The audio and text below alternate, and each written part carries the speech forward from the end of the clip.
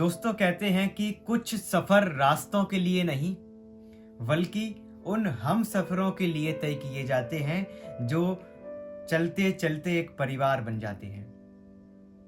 एक ऐसा ही किस्सा, एक ऐसा ही संस्मरण मुझे एक कविता के रूप में प्राप्त हुआ है, जिसे पढ़कर उन बीते हुए पलों की याद आंसू बनकर बहने लगी थी।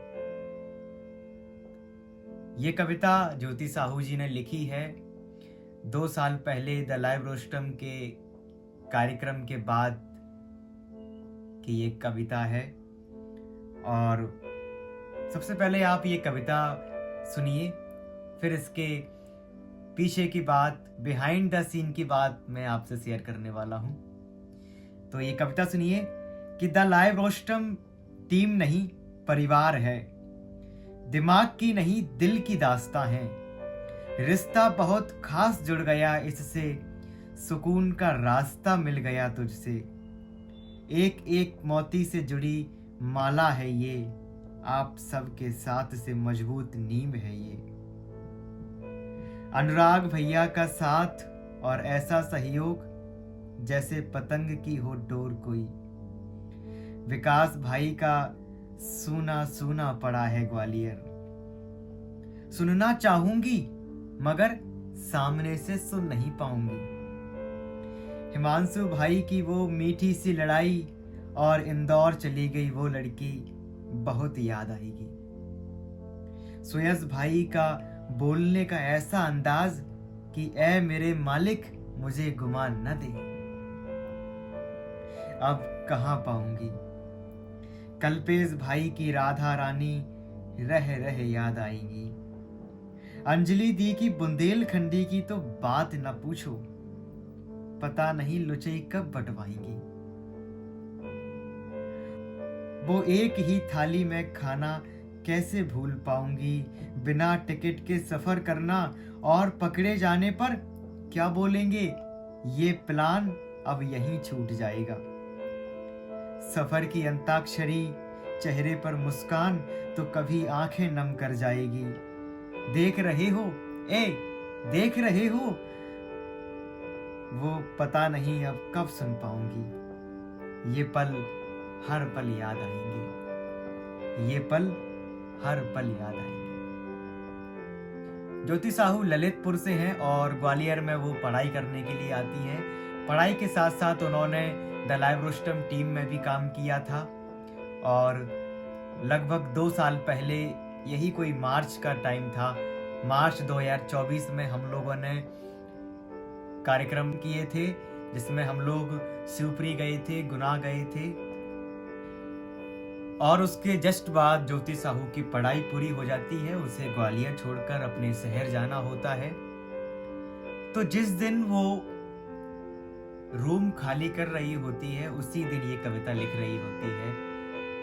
और उसने बताया कि सबसे पहले सफ़र, जो ट्रेन का सफ़र हमने किया था, वो आप लोगों के साथ किया था भैया, और सबसे अच्छा सफ़र वही था, क्योंकि उस टाइम पर हम गुना से जब लौट रहे थे और शिवपुरी का भी यही सीन था। तो लौटते टाइम हमने सब लोगों ने पूरे डिब्बे को अपने साथ कर लिया था। अंताक्षरी खेलते हुए आ रहे थे हम लोग, मस्ती करते हुए आ रहे थे, पूरा डिब्बा हमारे साथ था। उसी द लाइव रोस्टम टीम के प्रति भाव व्यक्त करते हुए उन्होंने ये कविता लिखी। द लाइव रोस्टम टीम नहीं है परिवार, और सच में वो परिवार ही था। अनुराग भैया जिन्होंने द लाइव रोस्टम के संस्थापक हैं, जिन्होंने ये नींव रखी और हम सबको बांधने का काम उन्होंने किया, हम सबको मिलाने का काम उन्होंने किया। हम सब उन्हीं के मार्गदर्शन में सारे इवेंट करते थे, अलग अलग शहरों में जाते थे और बहुत सक्सेसफुल भी रहा। सूना सूना पड़ा है ग्वालियर, ये मेरी कविता का जिक्र भी उसने किया कि अब सामने से नहीं सुन पाऊंगी। हिमांशु भाई की वो मीठी सी लड़ाई और इंदौर चली गई वो लड़की। हिमांशु भाई उस टाइम पर जिस रेल यात्रा की हम लोग बात कर रहे हैं, उस रेल यात्रा में हिमांशु भाई छोटी छोटी बातों पर लड़ रहे थे। तो उसने वो मीठी सी लड़ाई लिखी है। सुयस भाई का बोलने का तरीका, बोलने का ऐसा अंदाज, ऐ मेरे मालिक मुझे गुमान न दे, ये सारी यादें उसके साथ रही। और कल्पेश भाई की राधा रानी, हम क्यों पुण्य करें जो नाम तेरा राधा, हम तो तेरे नाम से ही तर जाएंगे। ये राधा रानी कल्पेश भाई की पत्नी है राधा, और हमारी ठकुरानी राधा रानी तो है ही, तो वो याद भी उन्होंने साझा करी है। अंजलि दी की बुंदेलखंडी की कवित्री अंजलि चौरसिया जी, और अंजलि चौरसिया जी की बुंदेलखंडी कविताएं लुचई बटवाएंगे, तो लुचई का भी उन्होंने जिक्र किया है। हम लोगों ने उस रेल यात्रा में कुछ टिकट नहीं लिए थे, और जो 2-3 टिकट नहीं लिए थे उनके लिए हम लोग प्लान कर रहे थे कि अगर कहीं फंस गए टीटी के सामने तो क्या कहेंगे, क्या बोलेंगे, ये प्लान कर रहे थे। तो उसने ये भी लिखा कि बिना टिकट सफ़र करना और पकड़े जाने पर क्या बोलेंगे, ये प्लान अब यहीं छूट जाएगा। सफ़र की अंताक्षरी, चेहरे पर मुस्कान, तो कभी आंखें नम कर जाएंगी।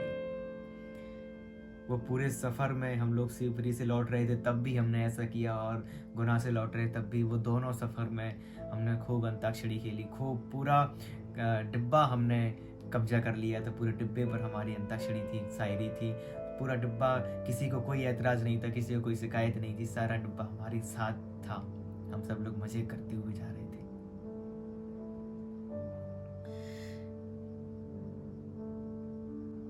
दोस्तों, ये कविता लिखी तो तभी गई थी जब 2024 में उसने रूम खाली किया था, लेकिन 2 साल के बाद जब उससे बात हुई ज्योति से मेरी, तो बताया कि भैया मैंने जाते टाइम पर एक कविता लिखी थी, वो आपको भेजती हूँ। तो मैंने कहा कि ठीक है, भेजिए। उस टाइम पर ये कविता मुझे नहीं मिल पाई, और मुझे लगता है कि उस टाइम पर ये कविता मुझे मिल जाती तो इतनी प्रभावशाली नहीं होती। ये 2 साल के बाद उन यादों को लेकर आई है। मैं पढ़ रहा था तो पूरा वो सीन मेरे सामने चल रहा था, और याद और वो पल याद आ रहे थे, वो मस्ती याद आ रही थी, आंखें नम हो रही थी। दोस्तों, इस कविता के जरिए, इस वीडियो के जरिए, इस बातों के जरिए मैं ये कहना चाहता हूँ कि अगर हमारे पास ऐसी याद बनाने का मौका अगर मिल रहा है तो उसे छोड़िएगा मत। ये मस्ती हमें पूरी जिंदगी भर याद रहेगी। तो बहुत बहुत धन्यवाद ज्योति साहू, और बहुत सारी शुभकामनाएं। बहुत सुंदर कविता आपने लिखी है, बहुत भावुक कविता लिखी है। आप सबकी क्या राय है कमेंट बॉक्स में जरूर बताइए। बहुत धन्यवाद।